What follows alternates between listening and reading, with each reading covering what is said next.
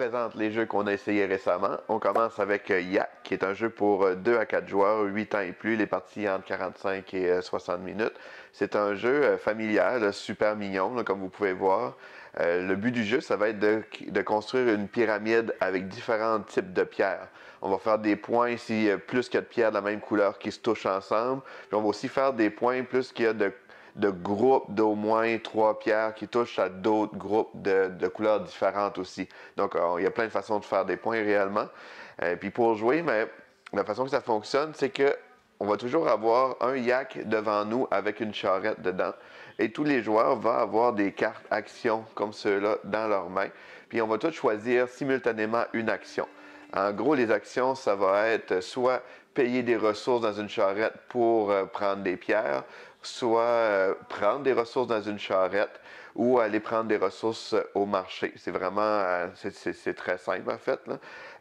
La seule chose, c'est que chaque charrette a des contraintes. Comme celle-là ici, on ne peut pas payer avec du pain dedans.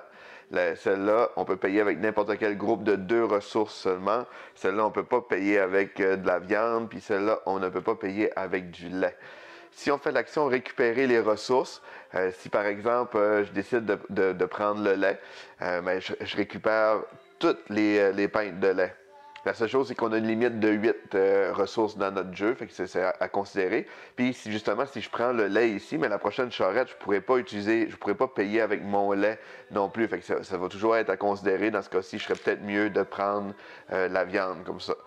Si je décide de payer pour acheter une pierre, comme là, on voit ici, ben, si je paie une ressource, ben, je peux prendre une pierre. Si je paie 3 ressources, je peux prendre 2 pierres. Fait que je pourrais décider de payer 2 ressources, mais 3 ressources en fait, comme ça. On les remet dans la charrette tant qu'il y a de l'espace. S'il n'y a plus d'espace, le reste va dans le marché. Et là, je pourrais me choisir 2 pierres. Fait comme dans ce cas-ci, je pourrais me prendre une grise pour continuer cette couleur-là et la jaune pour continuer celle-là comme ça. Tous les joueurs vont jouer chacun leur tour selon l'action qu'ils ont choisie. Et ensuite, les yaks vont tous se déplacer d'une case comme ça. Fait que on va tourner.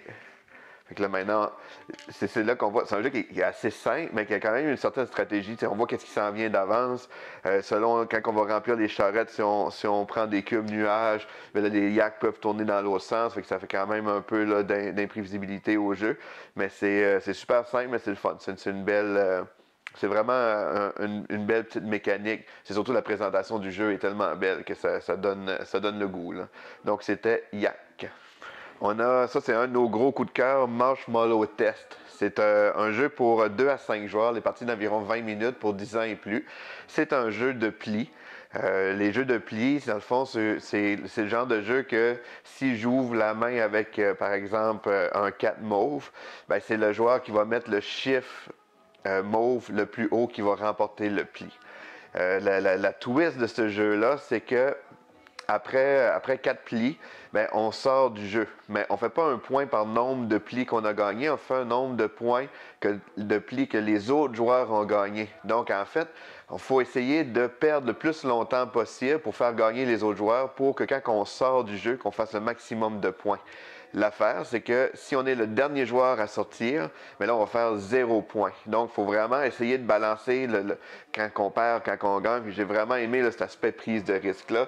Les cartes comme telles, c'est des cartes de couleur avec les petites guimauves dessus. Les ressources, ce qui rajoute au plaisir du jeu, c'est des petites guimauves avec un petit peu spongieuses comme des petites guimauves pour vrai. Donc, c'est super sympathique. Après la première ronde, après ça, il y a une couleur atout aussi, fait que ça rajoute un peu de stratégie. Puis c'est un des rares jeux de plis qui joue très bien à 2 joueurs aussi. Généralement, c'est meilleur à 3-5 joueurs. C'est super le fun, peu importe le compte de joueurs, pour l'aspect prise de risque du jeu. Donc c'est un très bon jeu qui est Marshmallow Test. On a aussi essayé Suspect, qui est un jeu pour 1 à 6 joueurs, les parties d'environ 90 minutes pour 10 ans et plus. C'est un jeu d'enquête. Je ne vous montrerai pas trop le matériel. Dans chaque boîte, il y a 3 enquêtes. Présentement, il y a 2 boîtes disponibles. Il y a cette boîte-là qui est l'originale, la nouvelle boîte qui est la boîte verte. Fait que c'est vraiment un jeu d'enquête. Ceux qui connaissent les Unlocks, c'est un peu dans le même principe. On va avoir des pièces qu'on peut observer avec des numéros. Selon le numéro, on va aller chercher des cartes. Et puis, on va pouvoir trouver des indices. Le but, c'est de réussir l'enquête en utilisant le moins d'indices possible. C'est un jeu coopératif, tout le monde joue ensemble. On dit 1 à 6 joueurs, mais réellement, il n'y a pas de. C'est pas un jeu standard dans le sens qu'il n'y a pas de tour de jeu comme tel. Je peux vous montrer quand même, mettons, là, ça c'est la première enquête, c'est le manoir dans le fond. C'est très Agatha Christie. On va arriver dans le manoir, il y a un meurtre, tout le monde est suspect, la famille. Il faut essayer de trouver les liens, là, qui a fait quoi avec qui, tous les suspects là-dedans. L'ambiance est très, très, très Agatha Christie. Comme par exemple, si on va aller explorer la pièce 22, mais on va aller voir dans le paquet de cartes pour la carte 22, ça va nous montrer qu'est-ce qui est dans la pièce. Là, on va pouvoir trouver d'autres numéros. On peut faire des associations. Par exemple, sur les cartes personnages, il y a des petites lignes dessus.